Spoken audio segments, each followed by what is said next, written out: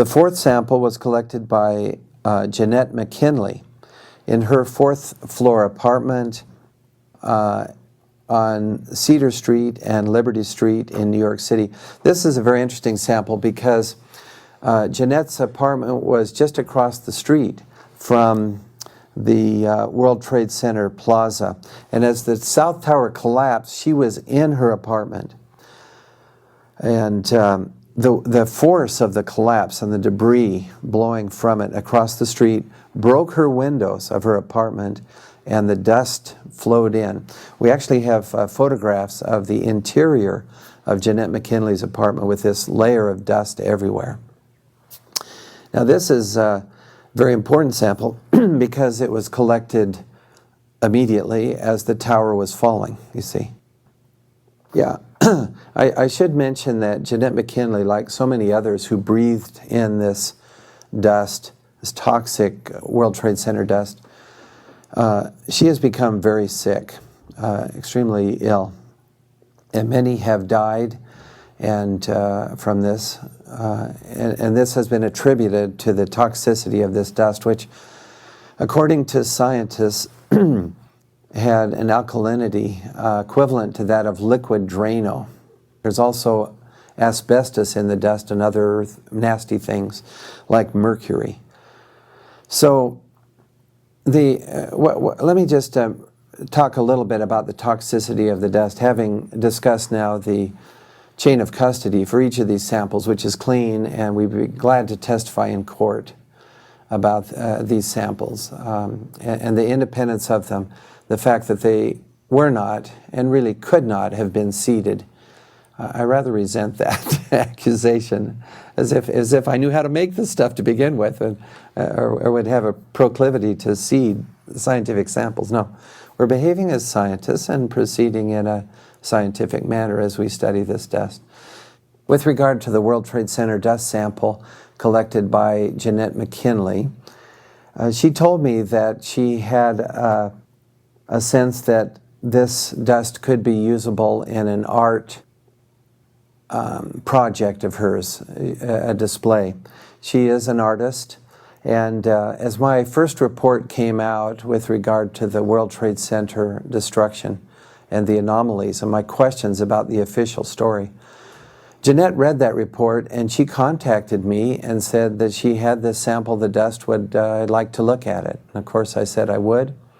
I actually traveled to California to visit Jeanette McKinley, and with other scientists present, I collected a sample of the World Trade Center dust.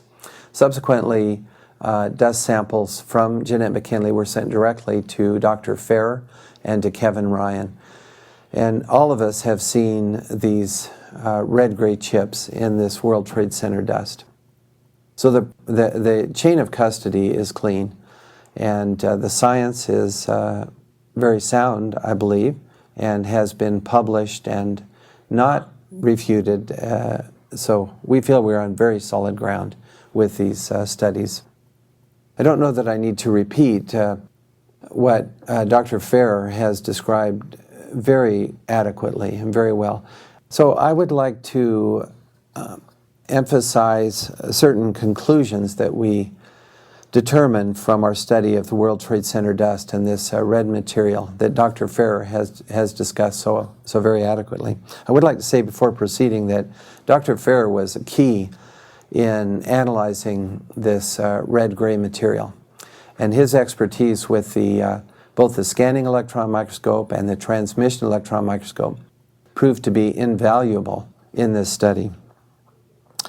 Okay, so significant conclusions regarding this red-gray material that we found in the dust. The primary elements in the red material are aluminum, iron oxide, as well as silicon and carbon.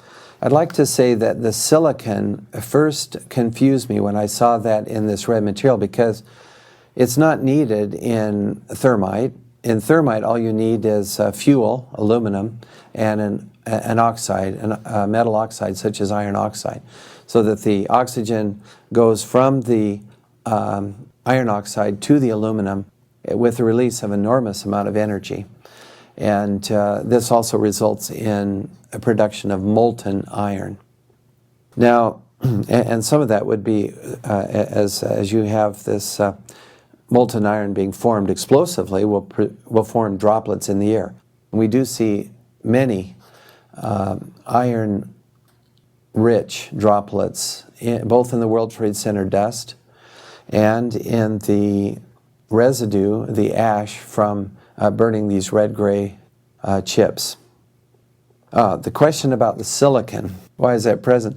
I think it was Kevin Ryan that pointed out to me that as nanothermite is being made, this is now thermite with very tiny constituents of iron oxide and aluminum. So when nanothermite is being made, typically silicon is involved in the mix. It becomes part of the matrix when the sol gel method is used, for example, which is described in detail in the literature from the defense laboratories such as Livermore. It's these guys at the defense laboratories are very excited about nanothermite because of its applications for explosives and so on. They do say that all the applications they will not go into. I remember at least one of the National Lab papers discussing the fact that nanothermite can be used for demolition, controlled demolition. So I thought that was interesting, at least for igniting the standard explosives such as CH4. The iron oxide appears in faceted grains, approximately 100 nanometers across, as Dr. Ferrer described. The aluminum appears in thin platelets about 40 nanometers thick. It is the small size of the particles involved in this material that allow us to characterize it as nanothermite. In ordinary thermite, the particle size is much larger, and hence ordinary thermite is an incendiary. Whereas as the particle size becomes smaller and smaller, it can become explosive. Superthermite, it's sometimes called. Dr. Ferrer found that the iron and oxygen are in a phase consistent, that is Fe2O3. Dr. Ferrer conducted studies in the differential scanning calorimeter and found that the material ignites, reacts vigorously at a temperature of approximately 430 centigrade, consistent in each sample.